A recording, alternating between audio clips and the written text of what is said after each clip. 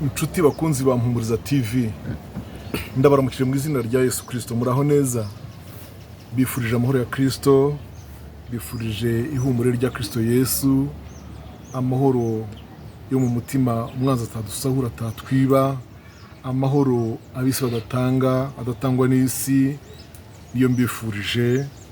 Ndagira ngo tuganire ijambo ry'Imana dusanga mu rwandiko rwandikiwe abaheburayo igice cya 6, ndahera ku murongo wa 17 ngeze ku murongo wa 20. Icyo cyatumye Imana ishatse kurushaho kugaragariza abaragwa ibyasezeranijwe uko imigambi yayo idakuka yongeraho indahiro kugira ngo ibintu bibiri bidahinduka iby'Imana itabasha kubeshyiramo, biduhesha ihumure rikomeye twebwe abacikiye gusangira ibyiringiro byashyizwe imbere yacu.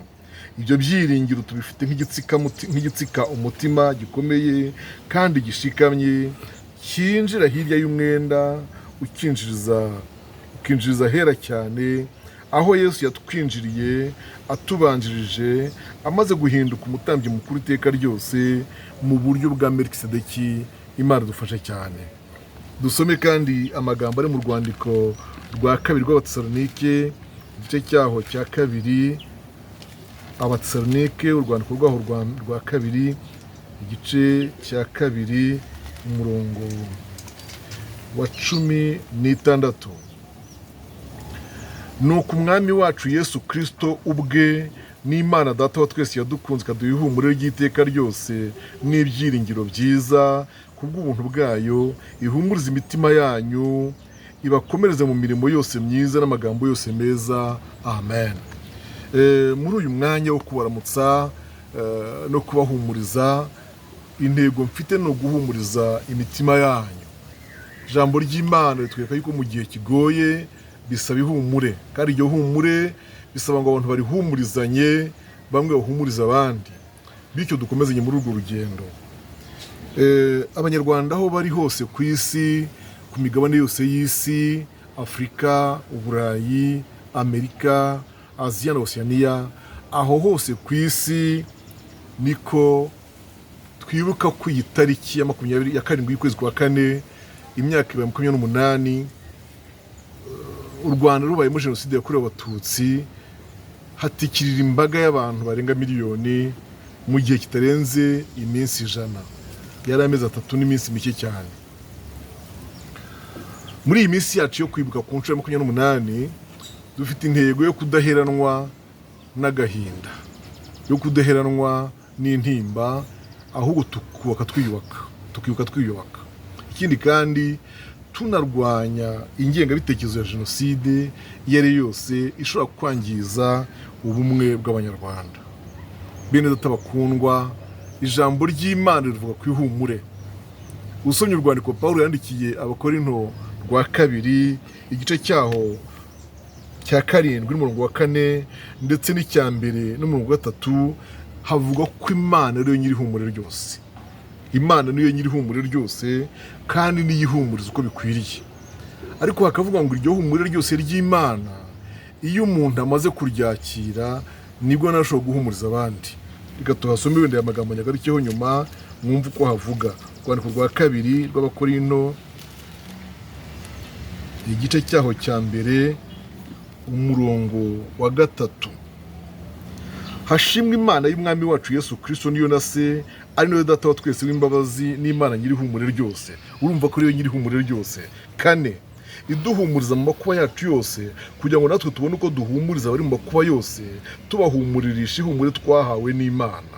Imana dufashe cyane. Urumva ko kugira ngo duhumurize bisaba ngo ubwacu tubanze twakira ihumure duhawe n'Imana. Kandi iryo humure ngo ntabwo ushobora kuribona ryose rikwiriye rishyitse keretse wakiriye iry'Imana, kuko Imana niyo irifite ryose. Yesu dufashe cyane. Imana niyo ifite ihumure ryose. Haleluya. Rikwiriye. Iryo humure ryose rikwiriye niryo dusabwa kugira mu mitima. Wamara kurigira ukabona kurihumuririsha abandi. Iryo humure rirashingira kuki? 5, kuko nk'uko ibyo Kristo yababajwe byadusesekayeho cyane, niko no guhumurizwa kwatugwijijwemo na Kristo. Nta handi ruturuka. Kristo wababajwe iby'imibabaro ye byadusesekayeho, bidusesekazwaho byose, birangiye n'ihumure rye ritugeraho.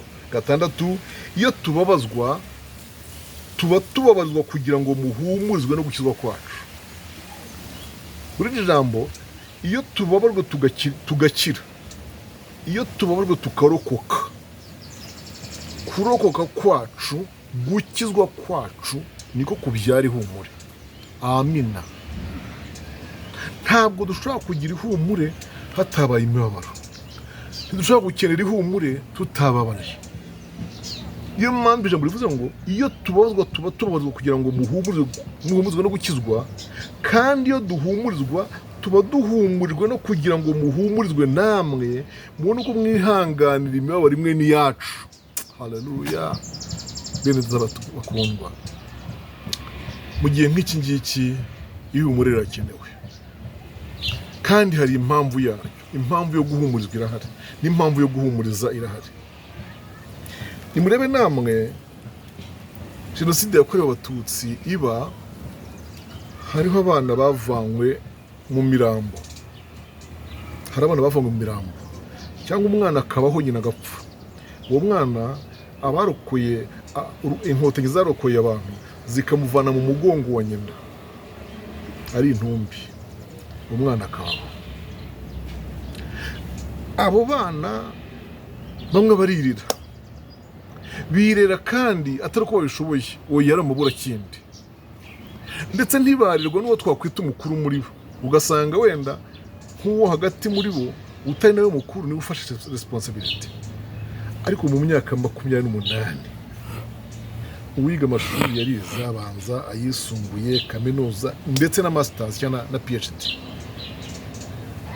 barubatse, barashatse, barabyaye, ubu ni abamama b'abana, ubu ni ba papa b'abana, nabo ubwabo bafite abo bajya bashyingira kuko baradopse, bakiriye abadafite ishinge na rugero, babitaho barabafasha, nabo babaye ba marene, abandi ba pare. Imana ishimwe cyane ku byo yakoze byose, bishimirwe.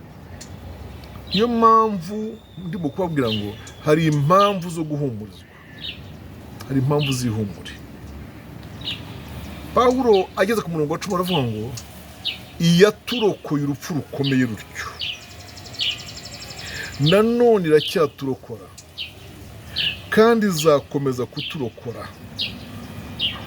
Iyaturokoye rwa rupfu iracyaturokora kandi izanakomeza. Urumva ko harimo ibice bitatu bigize amateka, kuko amateka agizwe n'ibyo bita past, ibyo bita present, ibyo bita future.